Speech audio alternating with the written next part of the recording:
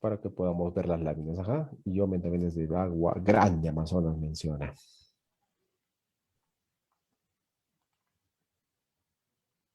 A ver, ¿se logra ver la A pantalla? ver, sí, a ver. Ya, listo. Ajá. Ya se Listo. puede Sí, apreciar. sí me escucha perfectamente usted, ¿no? El audio también está correcto, está Ah, genial. listo, genial.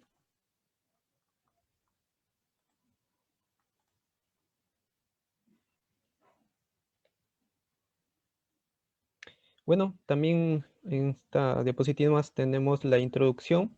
Introducción, dependiendo de qué, en general de los elementos estructurales, ¿no? Un elemento estructural son elementos verticales, que pueden ser de concreto armado, que es lo que se va a tratar en este tema, albañilería confinada o también albañilería armada. Sabemos que su dimensión es mucho mayor, sobre todo en la longitud que en el peralte.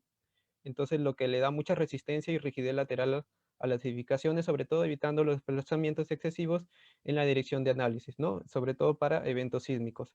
Y su función principal es absorber el cortante sísmico, como les había dicho, en la dirección de análisis, ¿no? Tanto de las dos direcciones, dejando que la compresión mayormente para las columnas. En esta sección solo se analizarán los muros de corte integralmente de concreto armado, ¿no? En este caso, en esta sesión. Entonces, vamos viendo, por ejemplo, la ubicación de los muros en una edificación, ¿no? Vamos en los muros en una, por ejemplo, puede ser en general, como les había dicho, de concreto armado o la albañilería. Entonces, hay que tener en cuenta que es muy importante el desempeño sísmico, porque estos muros están diseñados para un desempeño sísmico en las edificaciones, que es la disposición de los muros de corte. En este caso, los muros deben estar distribuidos de tal manera que no generen excentricidades en nuestra edificación que pueden llevar a una edificación a una torsión excesiva y posteriormente también a un colapso. Una, una edificación puede estar bien predimensionada, bien diseñada, pero muchas veces puede fallar por la estructuración, que es muy importante, que lo habíamos visto semanas atrás. Y en este caso juega un papel muy importante los muros cuando octavos muros en nuestra edificación, que como había dicho tenía que tener, para no evitar la torsión excesiva y también el colapso de la estructura, ¿no? También, en un evento sísmico. Entonces se busca la simetría, tanto en planta como en altura. En altura, por ejemplo, se busca que no genera discontinuidades que disminuyen o aumenten considerablemente las rigidez y las masas que pueden debilitar un piso determinado. Por ejemplo, vamos a ver, por ejemplo, aquí unas ubicaciones, mejor dicho, no recomendables que se deben ser, ¿no? En una edificación en los muros. Por ejemplo, vemos aquí que se ha optado por posiblemente puede ser una caja de sensor, pero se encuentra solamente en un lado, ¿no? Evitando que toda la rigidez se acople aquí, ¿no? En este lado y acá dejando. Entonces, hay una excentricidad ahí. Lo normal es que siempre las cajas de ascensor, en este caso, sea en medio, ¿no? En medio de la edificación, ¿no? Distribuido de la mejor manera. En este caso también, ¿no? Se distribuyó caja de ascensor en este lado y igualmente aquí. Entonces, toda la rigidez se almacena aquí y dejando este espacio. Entonces, cuando el sismo ataque, aquí va a ser muy débil, entonces va a haber fallas estructurales en esa parte. Y en este caso también muros, ¿no? En toda su longitud, igualmente, ¿no? Colocándole, por ejemplo, en este lado, igualmente en esta dirección, ¿no? Y aquí dejando vacío. Entonces, lo normal es que se debe colocar, si se coloca en esta parte, también se debe colocar en la dirección opuesta, ¿no? En este lado. Entonces, lo mismo, se genera la centricidad de masas en este lado y debilitando esta parte, lo cual el sismo lo va a atacar y va a haber fallas estructurales. Por ejemplo, otras no recomendables, por ejemplo, la continuidad que tiene que tener los muros, ¿no? Por ejemplo, en este caso hay un muro, ¿no? Que se ha llenado en el primer piso, pero en el segundo piso se ha obviado, ¿no? En práctica, por ejemplo, en obra, por ejemplo, le colocan a veces muros, ¿no? Y en el tercer piso ya igualmente lo llenan de concreto. En este caso es mucho más casos que se ven continuamente, ¿no? El famoso producto, la falla por columna cortas, ¿no? Lo que pasa es que no en el primer piso, ¿no? Sobre todo cuando se utilizan estacionamientos, solamente estaba colocado de columnas y vigas, y más no de muros. Entonces, más bien el muro lo contiene el segundo piso, hasta el final. Y no es correcto. Lo normal es que debe continuar desde la base hasta el final, ¿no? O cuando se construyen unos pisos y está proyectada para más niveles, entonces igualmente cuando se va a continuar, se debe respetar que la continuidad del muro, no llenarlo de bañadería, porque no es el caso, o de tabiquería, ¿no? Muchas veces. Por ejemplo, la torsión, lo que se le había dicho, o sea, buscar que nuestra estructuración no falle por torsión, distribuir de la mejor manera nuestros muros para evitar ese fallo que genera el sismo, que nos genera el sismo. Entonces vemos, por ejemplo, la torsión generada por la ubicación interior de los muros de ascensor, de ubicarse y disponer en los muros en el perímetro de la edificación, ¿no? En este caso, ¿no? La disposición perimetral es recomendada de muro de cortante, ¿no? En esa dirección se está ubicando los muros y tanto en la dirección paralela, ¿no? Igualmente. En este caso, por ejemplo, este es un análisis de un software en ETAX. También se puede analizar de esta forma, sobre todo las irregularidades, y vemos, por ejemplo, una planta de un último nivel, por ejemplo, de 15 pisos con torsión mínima, ¿no? ¿Por qué? Porque se ha distribuido de la mejor manera los muros. Pero en este caso no, tiene excesivo. ¿Por qué? Porque podemos ver que aquí, en esta parte de la edificación, se ha llenado de muros, mientras en el sentido contrario, carece de muros. Entonces, va a fallar en esa parte por torsión, y es lo que no queremos. Vamos a ver, por ejemplo, los tipos de falla de un muro. El comportamiento de los muros de corte ante cargas laterales es similar a la de una viga en voladizo. ¿Por qué? Entonces, bueno, más adelante os explicaré por qué. Dice que entonces los máximos valores para los momentos y fuerza cortante se encuentran a nivel de su base, ¿no? Como en este caso. Esto se hace ya que los muros pueden fallar por flexión o por corte, ¿no? Dependiendo del modo dominante de falla. Depende de estos tipos de falla. Entonces, sin embargo, el detallado del refuerzo y otras características de su diseño pueden hacer que el muro falle por deslizamiento de la base o también por panteo, o por falla de su cimentación, ¿no? Antes que pueda desarrollarse las tensiones últimas de su capacidad de flexión y acorte. Vemos acá, por ejemplo, los tipos de fallas que puede tener un muro de corte, dependiendo, por ejemplo, su diseño y las combinaciones también que se le añaden. Por ejemplo, la falla por flexión, ¿no? La falla por corte, ¿no? También tenemos la falla por deslizamiento de la base, ¿no? Es muy importante que juega también, muy importante la base, tanto ver el tipo de terreno y también el diseño de la cimentación. También la falla de junta de construcción, ¿no? En este caso podemos decir que siempre debe haber una junta de construcción entre edificaciones vecinas en el caso de que cuando el sismo, ante un evento sísmico, se pueda desplazar libremente, ¿no? Y en el caso que se están juntas esas edificaciones, al momento que se deslizan, se puedan, por su deformación por el sismo, choquen, ¿no? Y generan también temas ahí que se puede haber fallas estructurales, sobre todo en los muros. También, por ejemplo, la falla de cimentación profunda de tracción, como les había dicho, y la falla de compresión del puntal del muro por falta de confinamiento. Igualmente, confinamientos nos referimos a los elementos de borde, ¿no? Que se lo explicará más adelante. Y la falla por pandeo, elástico del muro, ¿no? Excesivo de peso. Vamos ahora a los muros de corte, ¿no? Relacionado a los muros de corte, también se le dice muro de concreto armado o placas, también como se le conoce aquí en el Perú. Entonces nos dicen que son sistemas capaces de incursionar y disipar energía en el rango inelástico de manera estable ante un evento sísmico. El nivel de detallado proporciona la resistencia y ductilidad requerida para la condición sismoresistente más exigente, ¿no? Y vemos, por ejemplo, aquí en el programa, ¿no? Que se utiliza, hay muchos más programas para estructuras. En este caso, por ejemplo, el ETAX, nos podemos dar cuenta de este tipo de forma que nos dan los momentos de los muros, este diagrama de cortantes y las deformaciones, ¿no? Y vemos, por ejemplo, el diseño flexión. Muchas veces podemos nosotros identificar un muro si puede ser esbelto o, o bajo, en el caso que, por ejemplo, va a depender de su altura y la longitud, ¿no? Por ejemplo, si la altura sobre la longitud es mayor de 2, entonces estamos hablando de un muro esbelto. Si es menor de 2, entonces va a ser un muro bajo, ¿no? Y hay que ver ahí porque los muros bajos siempre van a fallar por corte. Entonces, por ejemplo, nos dicen acá en esta figura, en estos muros se debe de ponerse elemento de borde en los extremos, siempre y cuando se requiera, pero es muy importante que siempre tenga elemento de borde, que puede ser, por ejemplo, de mayor dimensión del muro o puede tener también el mismo peralte, a fin de cumplir la relación demanda-capacidad, atracción y ya compresión. Entonces aquí vemos, por ejemplo, la concentración de fuerzas de tracción y compresión en los extremos generada por la acción sísmica.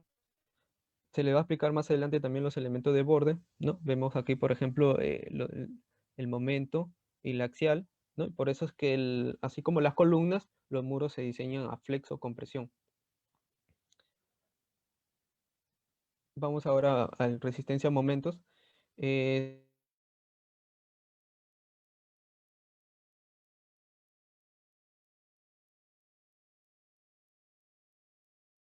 Sabemos que también, así como en el conocemos claro, un diagrama de por ejemplo, a ver que generando nuestra iteración con las combinaciones que se le realice al muro, tenemos que estar dentro de esta geometría, pero buscando algo muy importante.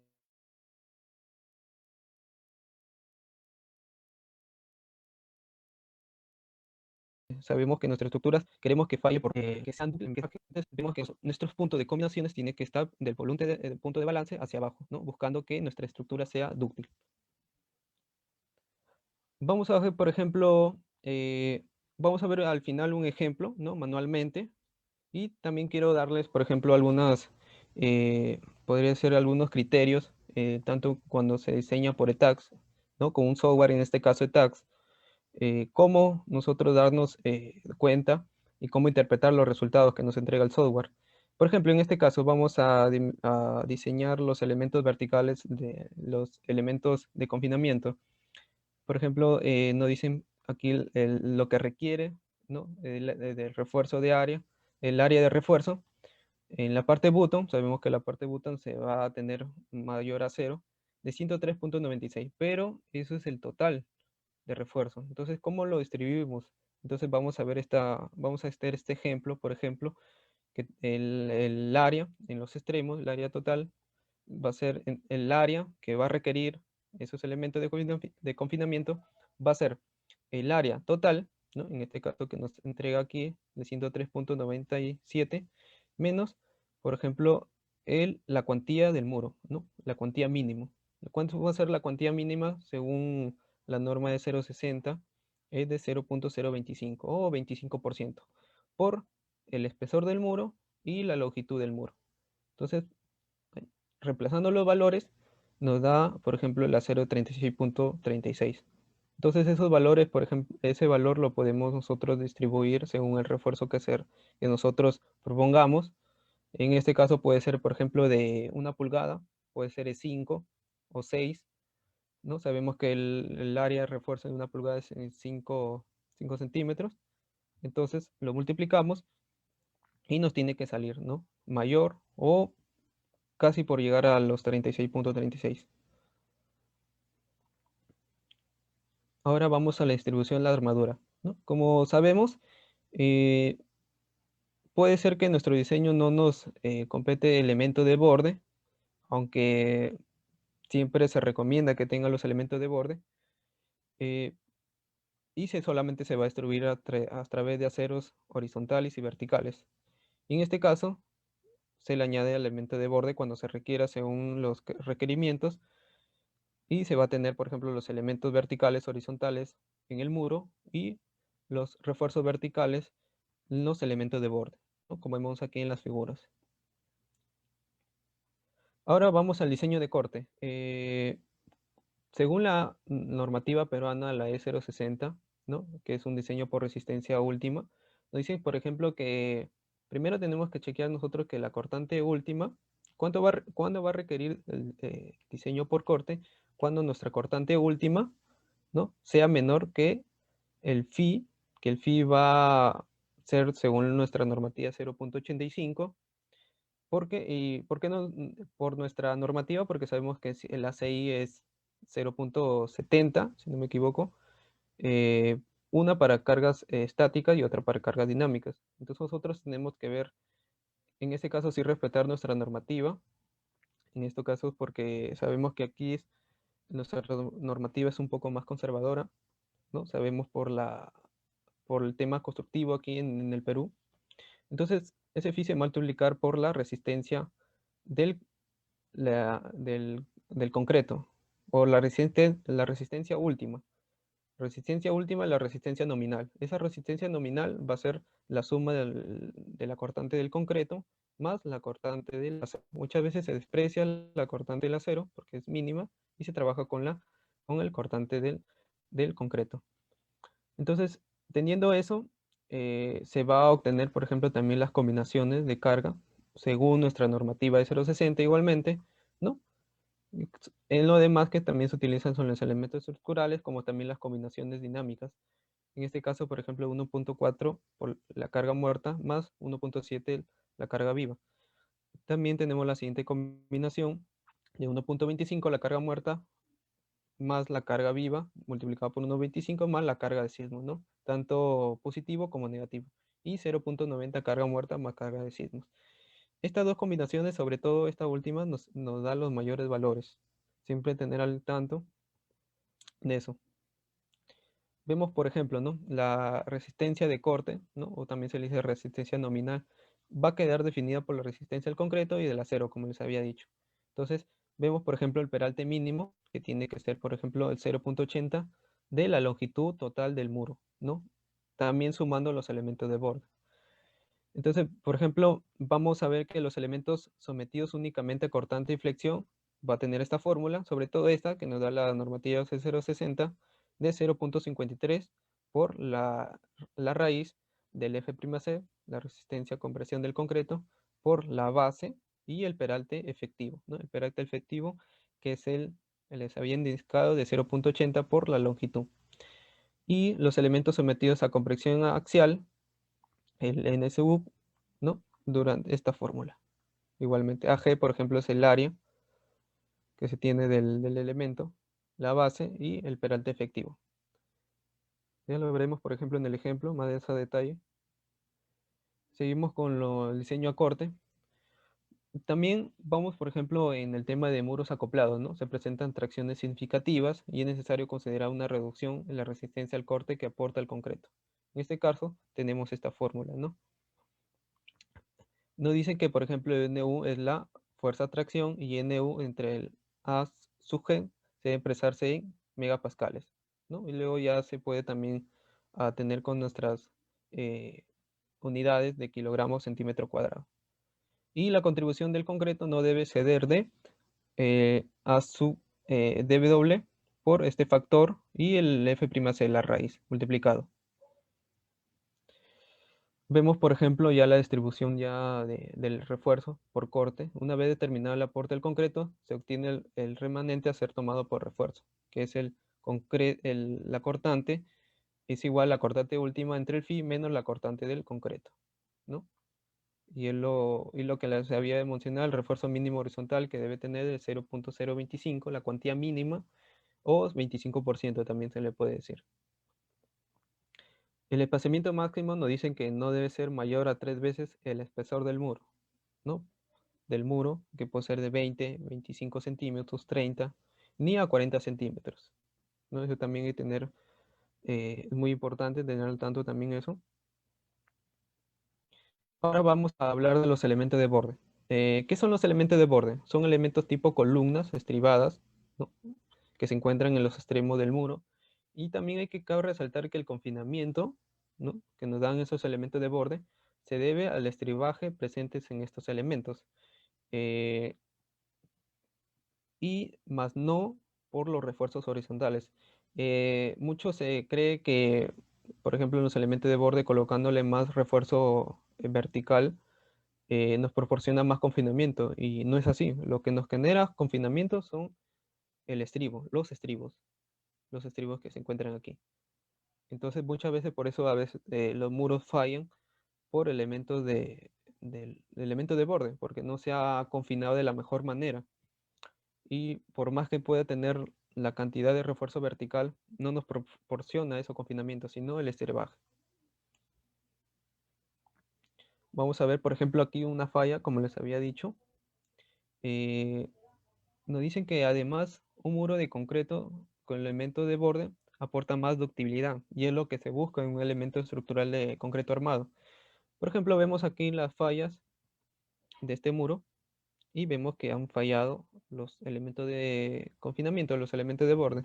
Y si vemos la imagen más cerca, vemos que carece de estribos, ¿no? Y sobre todo si tiene refuerzos verticales, ¿no? Vemos mucho refuerzo vertical, pero carecen de estribos. Entonces eso se tomó como noción de que el estribo es lo que genera más confinamiento en este caso al muro. Estas fallas, por ejemplo, se vieron sobre todo en los terremotos últimos de Chile, sobre todo el de 2010, que en muchos casos en los muros de concreto armado no se utilizaban ni los elementos de borde, solamente se utilizaban elementos verticales y que eran necesarios en ese caso utilizar los elementos de borde por las indicaciones que se había indicado anterior. Entonces, sobre todo, esos muros fallaron. Entonces, en su normativa sí obligan que todo muro tenga elementos de borde. Vamos, por ejemplo, entonces, ¿cuándo nosotros saber si necesita o no elementos de borde? Pero como le digo, siempre se va a requerir. Se debe confinar cuando, por ejemplo, tenemos esta expresión, por ejemplo, eh, tenemos este C, que es el eje neutro, si es mayor o igual que la longitud del muro sobre este factor 600 entre este factor ¿no? Que este factor eh, igualmente se le diga que ese es el cortante del concreto, ¿no? El esfuerzo de concreto entre la altura del muro. Entonces, en este factor también no debe ser mayor o igual que 0.05. Y también que, por ejemplo, el esfuerzo del concreto sea mayor o igual que 0.20 por el F'0, en ese caso de la resistencia a concreto, que puede ser 210, 280, 350, ¿no? Esos dos requerimientos. Por ejemplo, en este pues, puede ser que nos salga que no necesitamos confinar, pero en este sí, entonces tenemos que ya nosotros elegir, eh, mejor dicho, tomar ya elementos de borde en nuestro muro. Aquí, por ejemplo, vemos la sección crítica, ¿no? La longitud del muro, que debe ser mayor a 0.25 entre el momento último y la cortante última, ¿no? Y como les había indicado en esta figura, no siempre el elemento de borde va a ser un poco más dimensionado o un poco más ancha que el muro, ¿no? Sino buscar siempre que, a veces por tema de arquitectura, ¿no? Buscar también que nuestro elemento de borde sea de igual espesor del muro. Vamos, por ejemplo, la longitud, ¿cómo nosotros entonces hallamos la longitud del elemento de borde? Lo hallamos de la siguiente manera. Hay dos maneras, por ejemplo, teniendo el C, que es el eje neutro, menos 0.10 por la longitud del muro, ¿no? Eso puede ser. Y también podemos decir que el eje neutro, ¿no? Lo podemos dividir entre 2 y podemos también nosotros hallamos la longitud. Entonces, entre la longitud que tenga mayor es la que se debe elegir. En este caso, por ejemplo, siguiendo con un ejemplo de LETAX, nosotros podemos interpretar de esta manera un elemento estructural de nuestra placa, que por ejemplo este C nos indica ya el factor, ¿no? De nuestro eje neutro. Y acá, por ejemplo, ya también nos halla la longitud del muro, la longitud del elemento de borde, ¿no? Entonces, vamos al siguiente lámina. Entonces, vemos que, por ejemplo, aquí nos se dice que debe ser, por ejemplo, aquí es 0.88, 0.90, entonces se toma el mayor, 0.90. O como sale 0.91, podemos nosotros ser un poco más conservador y considerar que tenga la longitud del elemento de borde tenga 1 metro. En este caso vemos aquí. Pero vayamos al ejemplo que nosotros, y al criterio siguiente también, que nuestro refuerzo vertical del elemento de borde solamente tengamos 8 varillas de 1 pulgada. y le hemos distribuido en 40 centímetros. Pero nuestro elemento de borde es 1 metro. El criterio es el siguiente, ¿no? Nosotros no vamos a a ver la forma de distribuir todo este cero, o que se ha salido, en ese elemento de borde de 1 metro. Se puede utilizar como de esta manera 45 solamente centímetros. ¿Por qué? Porque ya lo hemos había dicho antes que el elemento de confinamiento nos genera sobre todo el estribaje. Entonces, como tenemos 1 metro, tenemos que nosotros en esa parte optar por el estribaje de esta forma. Entonces, dejamos los 45 centímetros con estribos, ¿no? Y también estribamos la otra parte, que son los elementos del centro del muro que se ha calculado, que por ejemplo en este caso tenemos 3/8 cada 20. Pero lo importante es que en esta zona, la longitud del borde de 1 metro, que se había calculado, esté confinado con el estribo. Se puede estribar de esta forma o también se puede estribar de esta siguiente forma, ¿no? Se puede utilizar ganchos en este caso, pero siempre importante que todos los elementos verticales estén estribados, ¿no? En este caso podemos estribar esta parte y esta siguiente, completando los 1 metro, o añadirle un estribaje en toda la longitud del elemento de borde que se calculó, y luego añadirle más estribos en el centro y con ganchos, como les había indicado. Entonces, ese es el criterio muy importante que tenemos que tener al diseñar un muro de concreto armado. En este caso, los elementos de borde. Y, por ejemplo, vamos a un ejemplo de aplicación, ¿no? Vamos a verlo con un ejemplo más detalladamente.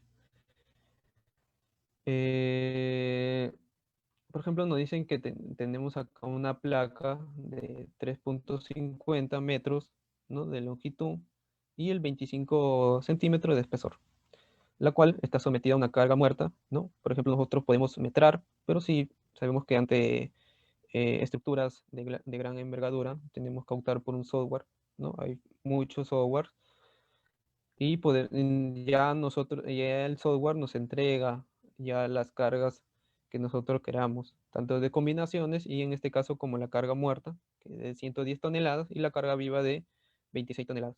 La altura del muro es de 23,10, ¿no? La altura total del muro que se lleva, ¿no? Puede ser hasta, en este caso puede ser de 4 o 5 pisos.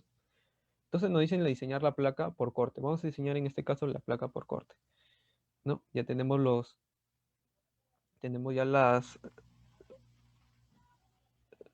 por ejemplo, también tenemos nosotros la axial última, ¿no? De 230 toneladas. Nos dan también el momento último de 220 toneladas metros y la cortante última de 120 toneladas, ¿no? Con estos datos también se tiene que diseñar.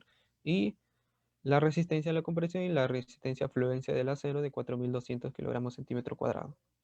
Entonces empezamos primero eh, hallando los elementos de confinamiento de los muros, ¿no?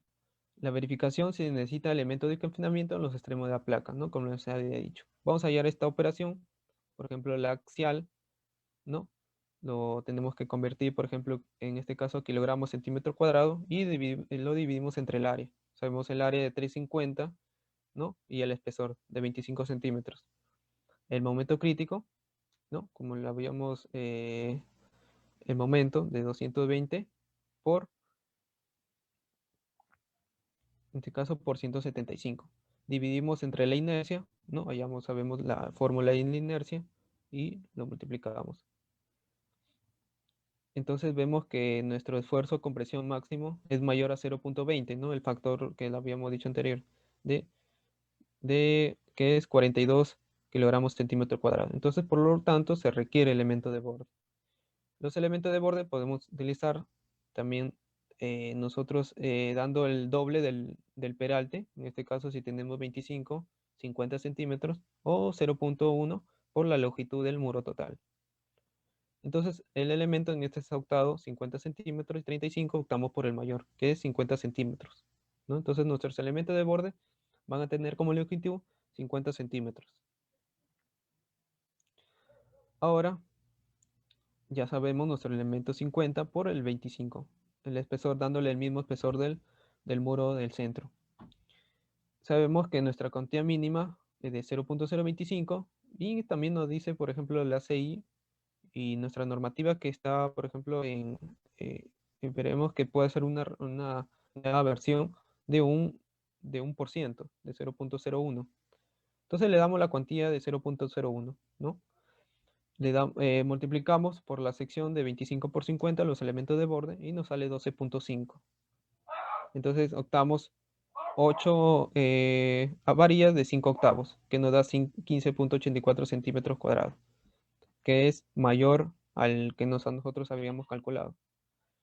Entonces, vamos a calcular entonces siguiente la carga última del elemento de borde, ¿no? A través de esta fórmula, el axial dividido entre 2 más el momento último entre la longitud. Entonces, nos da de 188.33 toneladas.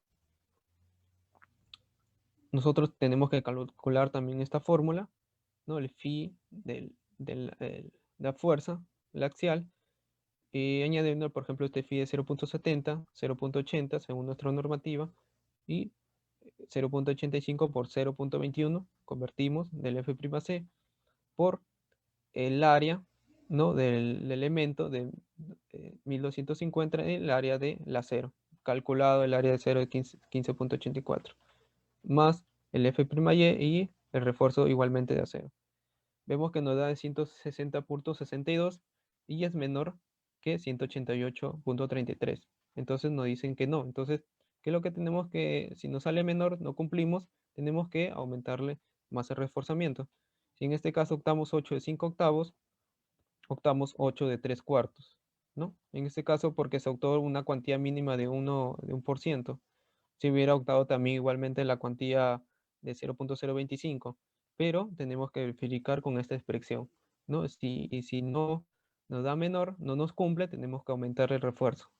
Hasta que nosotros igualmente operamos, reemplazamos solamente los 22.80 del nuevo refuerzo y nos tiene que, igualmente aquí en este caso no nos cumple. Le añadimos solamente más refuerzo, en este caso de 4 de 1 pulgada más 3 más 4 de 3 cuartos, tenemos poco más de área, reemplazamos y en este caso ya nos cumple. Ya cumplido eso, nos vamos por ejemplo a ver la cortante última. Sabemos que como dato tenemos de 145 toneladas y en esta información, en este dato, tenemos que reemplazar esta fórmula, ¿no? Y que siempre y cuando en este caso, es mayor de 329 toneladas. Sabemos que la resistencia al corte de concreto, fórmula de la que les había explicado anterior, de la de 0,60, ¿no? La W es el área de la placa y el F'C sabemos que es la resistencia del concreto. Para tener este factor, tenemos que ver que la altura del muro entre la longitud del muro, ¿no? sea mayor o igual que 2, ¿no? Y entonces optamos por 0.53, ¿no? El alfa. Reemplazamos valores y tenemos la resistencia del concreto de 67 toneladas. Igualmente, entonces, hallamos la resistencia del acero en este caso, que es la resistencia última entre el phi menos la resistencia al concreto. Y nos entrega de 103.59. Vamos a también tenemos que calcular la cuantía, ¿no? Que es la cortante, ¿no? Entre el área, ¿no? Del elemento, entre el F'Y y tenemos 0.028. Es menor a 0.025. Entonces, usamos mejor el 0.025, ¿no? En este caso, como les había mencionado anteriormente. Y usamos la varilla de 3 octavos. Calculamos el área, por ejemplo, de 0.028 por 25, que es el espesor, y cada 1 metro. Entonces nos da de 7 centímetros cuadrados. ¿Cómo llamamos ese espaciamiento? Medimos, por ejemplo, el área del refuerzo vertical entre el área calculada. Este área tenemos que calcular según el refuerzo que nosotros requeríamos, en este caso de 0.71 centímetros cuadrados, que es el refuerzo de 3 octavos. Entonces, ¿por qué se multiplica por 2? Porque tenemos dos capas, ¿no? En ese caso, entonces dividimos entre el área de acero calculado y nos da de 0.20. Entonces, con el acero, nosotros, con el área de acero que nosotros hemos asumido. Entonces, nos ves que nos cumple 0.20 y vemos que cumplimos que normativa nos dice que no debe ser mayor a 40 centímetros. Entonces, en este caso nos salió 20. Entonces, sabemos que en cada cara, entonces vamos a optar de 3 octavos cada 20. Ahora vamos al cálculo de refuerzo vertical. El anterior fue el cálculo de refuerzo horizontal. Tenemos esta fórmula, ¿no? Reemplazamos, por ejemplo, los valores de H sub m, que es la altura, y L sub m, que es la longitud. Calculamos, tenemos 0.019, es menor a 0.025, ¿no? Optamos 0.25, porque sabemos que nos va a dar un poco más refuerzo de acero, lo multiplicamos por la longitud de 25 y 100 centímetros, ¿no? O sea, cada metro, porque sabemos que nosotros nuestras varillas de refuerzo lo vamos a distribuir, ¿cómo se llama? En espaciamiento de metros. Igualmente, asumimos la varilla de 3 octavos, lo multiplicamos por las dos capas, lo dividimos entre el área de refuerzo calculado y nos da 0.22, ¿no? Igualmente, entonces tenemos un refuerzo de 3 octavos cada 20 en cada cara, ¿no? Nos dio 0.22, siempre nosotros tenemos que optar en obra, dándoles valores redondos, ¿no? Puede ser de 10, 15, 20, 25, ¿no? Entonces tenemos nuestro refuerzo ya detallado en este caso, ¿no? Nuestros elementos de borde, que nos había dado de 25 por 50, se ha distribuido, ¿no? El refuerzo de que se había calculado y que había pasado de 4 de 1 pulgada más 4 de 3 cuartos eh, de pulgadas en los dos extremos. Y los elementos que se había calculado, ¿no? En medio, que es de 3 octavos cada 20 en el refuerzo vertical y también 3 octavos cada 20 en el refuerzo horizontal.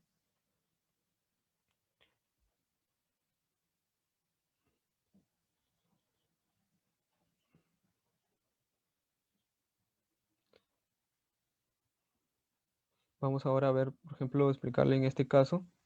Ya vimos, por ejemplo, cómo se han hallado los elementos en este caso, de los elementos horizontales y verticales y los elementos de borde.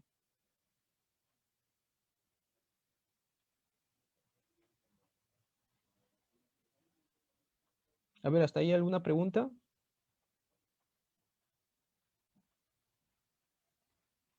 ¿Todo bien? ¿Sí me escuchan bien?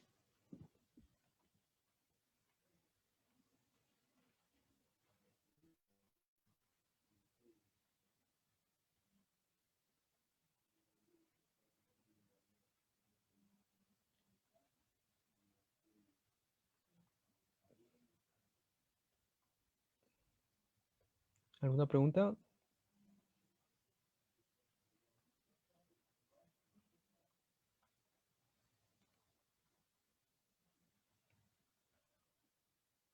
Listo. Vamos a explicarle algunas cosas más, por ejemplo, del principio.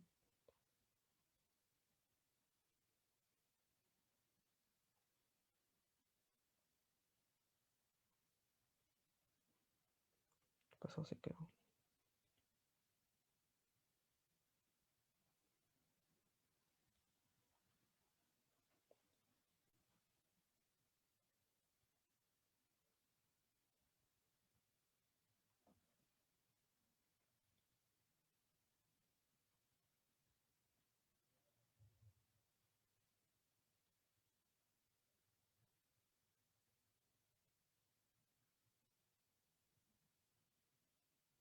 No, aquí, por ejemplo, sabemos que nuestro muro se tiene que diseñar por flexocompresión y entonces evitar las fallas de flexión y la por cartante.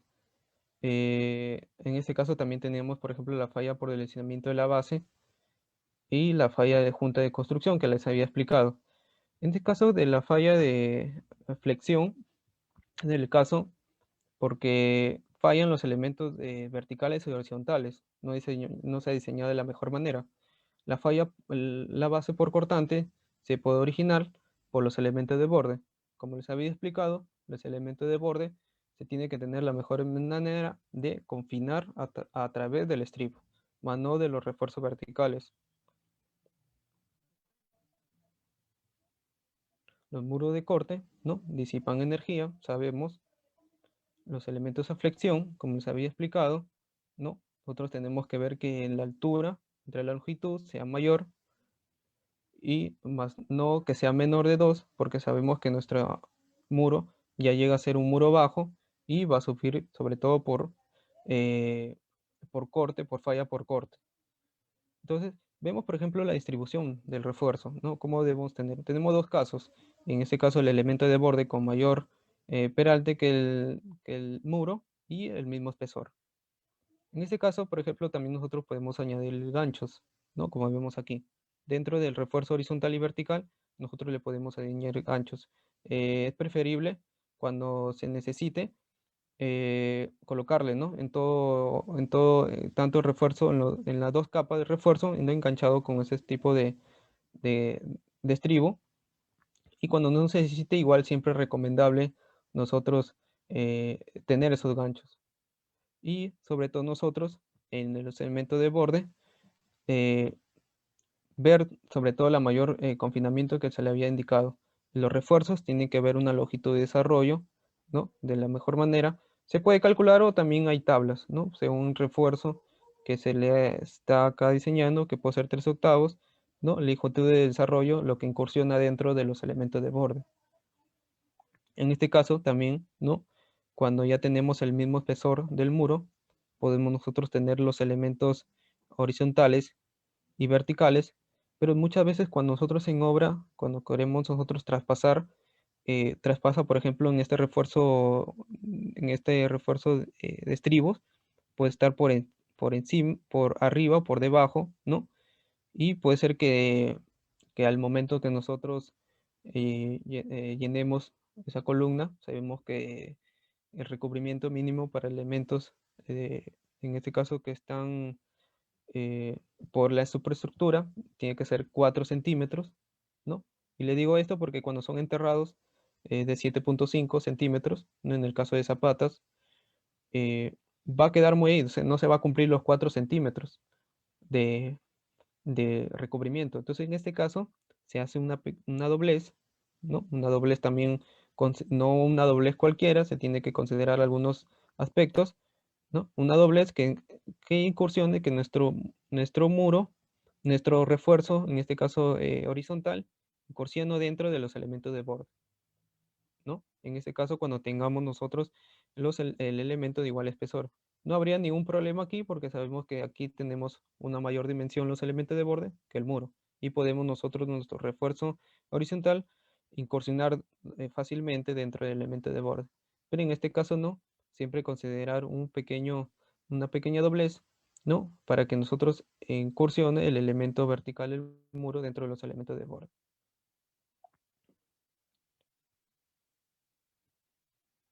¿No? Aquí vemos ejemplos, ¿no? Por ejemplo, los elementos de borde que se están identificando de esta manera, ¿no? Y lo que sufre el muro a través del flexo compresión. Aquí, por ejemplo, vemos el C, que es el eje neutro, y nosotros siempre tenemos que ver de la mejor manera de incursionar nuestra deformación unitaria, que es de 0,03, ¿no? Podemos nosotros hallar nuestro diagrama de fuerzas y deformaciones, ¿no? A través de la teoría básica de concreto armado, ¿no? Y como te había dicho, incursionar también nosotros, comprobar nuestro diseño de refuerzo dentro del diagrama de iteración. Aquí, por ejemplo, tenemos tres estados: la compresión pura, la tracción nula y el punto de balance. La tracción nula es el agrietamiento bajo este punto, ¿no? Vemos que en esta parte superior, que son las secciones controladas por compresión, la punto de balance, que es el límite de sección controladas por compresión, y inferior es el límite solucionado controlado por tracción, que es lo que se recomienda que en esta parte estén dentro de nuestras combinaciones, dentro de este diagrama de iteración. ¿Para qué? Para que nuestra eh, estructura falle por dúctil y no por frágil. ¿Qué significa esto? Que dúctil, que falle primero nuestro acero y después el concreto. Y frágil, cuando falla primero el concreto y después el refuerzo. Entonces, ¿cuál se opta mejor? Por lógica, sabemos que nosotros requerimos mejor que falle nuestro elemento de refuerzo, que es interior, más no nuestro elemento de concreto, que sabemos que si falla el elemento de concreto, primero falla todo el elemento estructural, tanto en un muro, tanto en una viga, tanto en una columna, ¿no? Eso, por ejemplo, ya le había explicado. La distribución de la armadura, igualmente, ¿no? Sin elementos de borde, y aquí tenemos con elementos de borde. El diseño cortante, el diseño a corte, ¿no? Y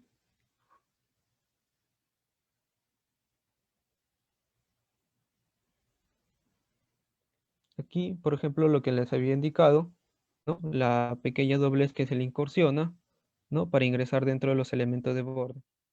En este caso podemos nosotros utilizar estribaje en los elementos de borde, estribando, ¿no? Dándole también los ganchos a 135 grados y utilizar ganchos, ¿no? Con el fin de que no es todos los elementos verticales tengan donde, donde apoyarse a través de los estribos. Nosotros tenemos que también nosotros ver la referencia, nosotros sabemos que estos son los elementos de bordes y esto también se le conoce como alma.